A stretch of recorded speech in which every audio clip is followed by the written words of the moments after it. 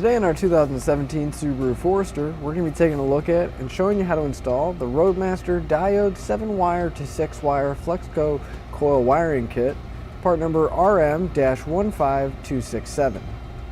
The importance of a diode kit is it's going to allow our Subaru to accept the light signal from our RV. So it's going to mirror it whenever we're going down the road. Whenever we have our turn signal on or our brakes, it's going to come through the RV and go to our Subaru, allowing all the other drivers to know exactly what we're doing so we can get down the road safely. Our diodes are going to be permanently installed behind our taillight, so it's not going to change the look of our car and it's not going to affect daily driving.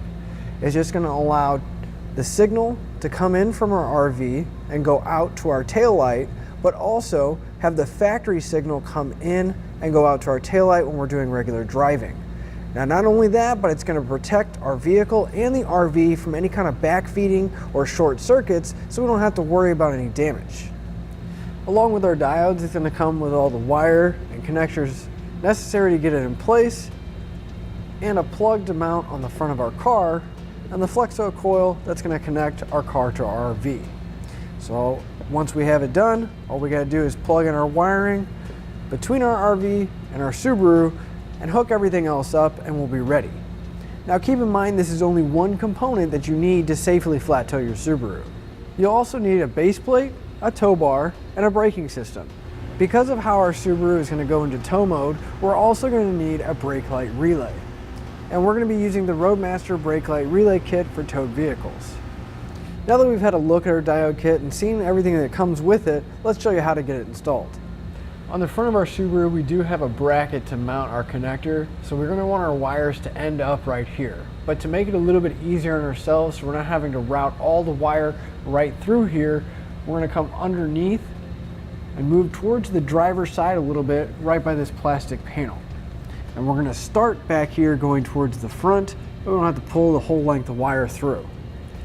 Now there is the exhaust underneath this panel, so you want to stay more towards the driver's side and stay away from the exhaust because we don't want to melt our wires. And I'm just going to start feeding it through until I can reach the front of my vehicle and start pulling it through. We're going to come through right here at the corner of our skid plate. I'm just going to bring it over a little bit, go underneath the fascia here, and reach up, pull it out so we have a little bit of excess hanging out at the front. Now for right now, I'm just going to wrap this around so it doesn't pull through. Then we can start routing the other end of our wire towards the back. Now, we're going to have to get the end of our wire all the way to the back bumper. Everybody's going to do it a little bit differently, but you just want to make sure you stay away from the heat sources like the exhaust or any moving parts like the steering or suspension components, because you don't want the wire to get damaged. So I'm going to go ahead and run this and I'll show you how I routed it. So I routed my wire underneath the panels again, just going towards the back. And then once it came out of the panel here, I just jumped across. Again, coming underneath this panel, it's going to help protect the wire and make it a lot easier just to tuck it underneath. Follow that all the way to the back. Came to this other panel, went right underneath the edge here. I went towards the driver's side, zip tying it where it is needed, and I went up and over the axle, again pushing it towards the side so I could find some places to zip tie it to, came down towards this panel at the very back, and then finally have it coming down right here by the driver's side. Now we're going to need to separate our 4 wires from each other, and we're going to separate them as far back to the bumper as we can. Now the easiest way to do this is if you just take a pair of cutters or a knife, and being very careful, you're going to go in between the wires. You're just going to cut just a little bit just so we can get a hold of them. Try not to damage the wire itself. And then once they're split back a little bit, you just grab one of the wires and we're going to pull it all the way until we reach the bumper. We'll do that for each one. With the wires separated, we're going to leave these down here for now and move up top. We're going to need to remove our taillights so we can get access to the wiring. So we're going to have 2 fasteners holding it in place. We'll be using a 10mm socket to pull them out.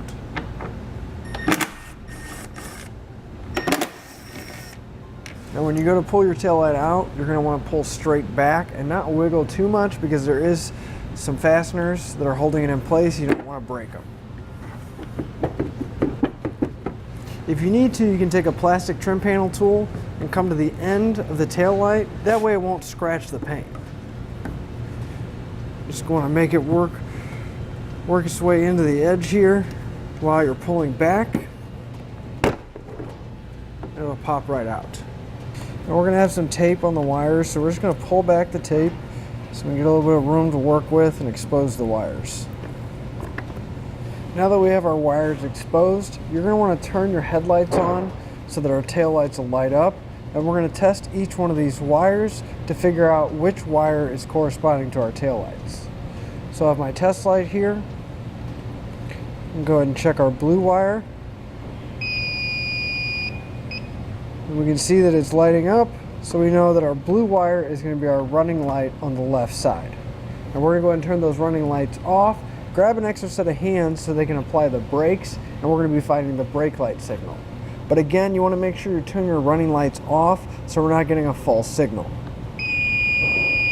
So it looks like it's going to be the brown wire with the gray dots on it, and that's going to be our brake signal. Now we're going to do the same process, removing the taillight and testing the wires on the passenger side. On the passenger side, it's going to be the same color wires, the blue wire for our taillight and the brown wire with the silver dots for our brake signal. To make it a little bit easier to work with so we don't have to worry about hanging our light, if we come to this gray tab right here, we can push in and remove the connector. And we can set our taillight aside. To help us get our wires up to our taillight so we can make the connection, I'm going to use a piece of airline tube that I had laying around. You can use whatever you have available, even if it is just a coat hanger. And we're going to go in between the body and the fascia here and start feeding it down so we can meet up with the wires. Now the airline tube is going to come out underneath the vehicle, and we're going to start out with our brown, yellow, and white wire, and we're going to leave the green wire at the bottom. So we can find the end of our wires. I'm going to take a little bit of electrical tape and attach it to the end of my airline tube and pull them up to the top. Once we get them up here, you're going to want to pull all the slack out so we have the full length of wire coming out the top. So we can start with our white wire. Now this is going to be our ground, so we're going to attach it to the sheet metal so we can estimate about how much we're going to need. Maybe give ourselves a little bit of extra room. And we're going to cut our wire and strip back the end of it. Our kit's going to provide us with a ring terminal, so we just slide it over our wire and then crimp it in place. They're also going to give us a self-tapping screw that we can use to mount it directly to the sheet metal. Just grab a 5/16 socket and we can go directly into the body right here. So our first connection is going to be our yellow wire. Now our yellow wire is going to serve as our left turn and our brake signal. So we're going to estimate about how much we need to go to make our connection, and then we can cut back the wire. Strip back the end. Now we're going to grab one of our diodes with all the blue connectors. We're just going to grab one of the spade terminals off, doesn't matter which one, slide it over the wire and crimp it in place. And since this is going to be our brake and turn signal wire, we can find our brown wire with the silver stripes, which is our brake signal wire, and we're going to cut that wire just down a little bit from the connector, cut it in half, and strip back both ends. Now since this wire is rather small, I'm going to strip back a little bit more than normal. That way I can fold the wire in half. It's a little bit thicker. Then we can take our diode and the two remaining terminals, and we're going to crimp it on each one of the ends. Now our diode is going to have one side that's going to have an out and two at the in. You want to make sure that the out is going towards the plug that plugs into the tail light. So we can take that end, plug it into the out, and then the other side of the wire coming from the car is going to go into one of the in terminals, doesn't matter which one. And then finally we're going to take our yellow wire and plug it into the other in side. Now for our brown wire, we're going to make the connections the same way we did for our yellow wire. However, since it is our running light circuit, we're going to have a signal from both sides. So we're going to use the diode that has the yellow terminal and take the excess wire and double it up so that we can run it over to the passenger side. So we're going to take the excess wire that we cut and twist the two ends together and crimp our yellow spade terminal in place. Cut our blue wire and hook it up just like we did with the other diode. Now on the back of our diodes, we're going to have some double-sided tape with a protective coating on it. So we just remove that, and to make it nice and compact behind our taillight, I'm just going to take them together and stick our two diodes together. That way it's not taking up too much space. Now we're going to route our brown wire with the loose end down through the body again to meet up with our green wire. So our brown wire and our green wire both are going to have to go over to the passenger side and up through the body so we can meet up with our connection point. So we're going to route it along the back of the bumper. Just want to be careful once you get towards the other side because the exhaust is there and you don't want the wires to melt. So just go behind the bumper supports, go around our hitch, and start working our way to the other side.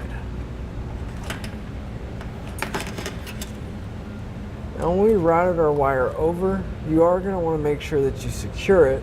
So we can take a few zip ties. There's a couple holes in the back of the bumper here. Be a good spot to secure them so they don't fall down. And we can always zip tie it to the supports on the back of our bumper as well. We're going to feed our airline tube up through the taillight and the body. And then we can attach our brown and green wire at the bottom so we can get it up top. We're going to remove our airline tube. And we're going to make the connections the same way on this side. Our brown wire is going to go to our tail light, and our green wire is going to go to our brake signal. Now it's not a bad idea to take a little bit of electrical tape and wrap up the connection points. It's going to help keep them secure, but also help keep out any kind of moisture from getting inside the connection and causing corrosion. We'll wrap some tape around the diode and the connection point until we have it all nice and secure. With all of our connections made, we can plug our taillight back in and put it back in place. Just want to make sure that the diodes are tucked away so they're not going to be in the way of the taillight going in. You just have to move them around a little bit. And then we can replace the fasteners.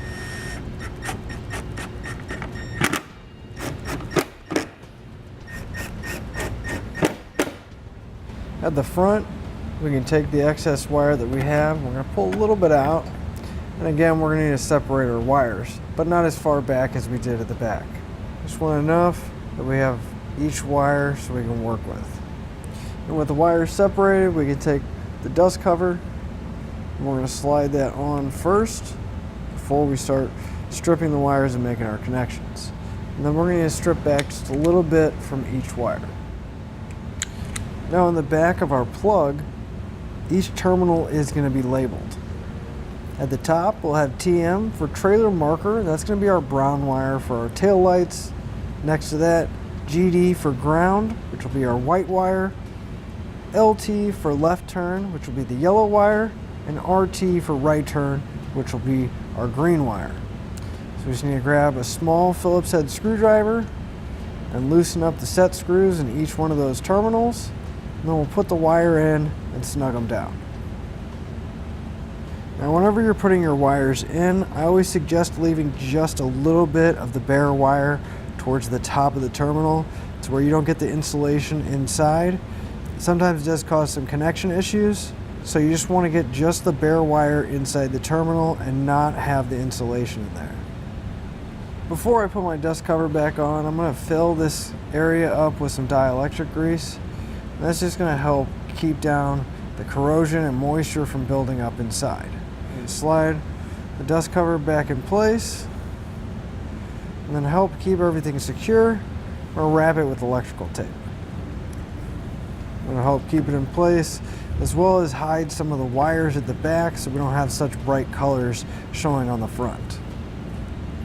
So I'm going to take a couple self-tapping screws, and I'm going to secure my electrical connector right to the base plate that has my bracket attached.